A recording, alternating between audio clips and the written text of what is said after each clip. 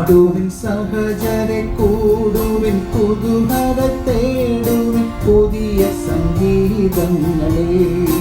ഈ ദൈവം ഇന്നും എന്നേക്കും നമ്മുടെ ദൈവമല്ലോ. ജീവകാലം മുഴുവനും അവൻ നമ്മെ നൽവഴിയിൽ നടത്തും. പാടുവിൻ സഹചരെ, കൂടുവിൻ കുതൂഹല തേടുവിൻ പുതിയ സംഗീതങ്ങളെ.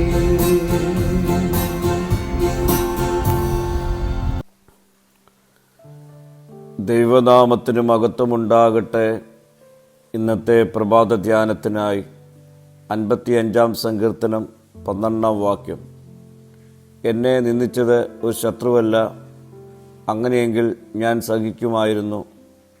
എൻ്റെ നേരെ വമ്പ് പറഞ്ഞത് എന്നെ പകയ്ക്കുന്നവനല്ല, അങ്ങനെയെങ്കിൽ ഞാൻ മറഞ്ഞുകൊള്ളുമായിരുന്നു. ശത്രുക്കളുടെ ആക്രമണത്തേക്കാൾ കൂടുതൽ നമ്മെ വേദനിപ്പിക്കുന്നത് വിശ്വസിച്ച ഒരാളുടെ വഞ്ചനയാണ്. ശത്രു ഉപദ്രവിക്കുമ്പോൾ നാം അതിന് തയ്യാറായിരിക്കും.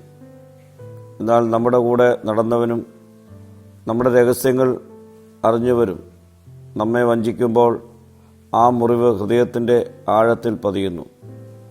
ദാവീദിൻ്റെ ജീവിതത്തിലും ഇതുതന്നെ സംഭവിക്കുന്നുണ്ട്. തൻ്റെ വിശ്വസ്ത ഉപദേശകനായ അഹീത്തോഫൽ അബ്ശാലോമിൻ്റെ പക്ഷം ചേർന്ന് ദാവീദിനെതിരെ തിരിയുന്നു.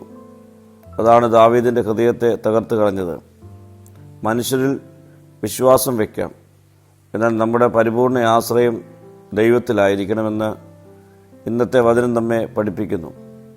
മനുഷ്യർ മാറാം, ബന്ധങ്ങൾ തകരാം, എന്നാൽ ദൈവത്തിൻ്റെ സ്നേഹവും വിശ്വസ്തയും ഒരിക്കലും മാറുന്നില്ല. മനുഷ്യർ നമ്മെ കൈവിട്ടാലും ദൈവം ഒരിക്കലും നമ്മെ ഉപേക്ഷിക്കുകയില്ല. വഞ്ചന അനുഭവിക്കുമ്പോൾ പലർക്കും പ്രതികാരം ചെയ്യുവാനുള്ള മനോഭാവം ഉണ്ടാകാം.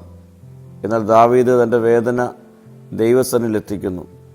പ്രാർത്ഥനയിലൂടെ തൻ്റെ ഹൃദയഭാരം ദൈവത്തിൽ സമർപ്പിക്കുന്നു. അതായിരിക്കണം വിശ്വാസിയുടെ ശരിയായ പ്രതികരണം. നമ്മുടെ മുറിവുകൾ ദൈവത്തിൻ്റെ കൈകളിൽ ഏൽപ്പിക്കുമ്പോൾ അവൻ നമ്മെ ആശ്വസിപ്പിക്കുകയും ശക്തിപ്പെടുത്തുകയും ചെയ്യും.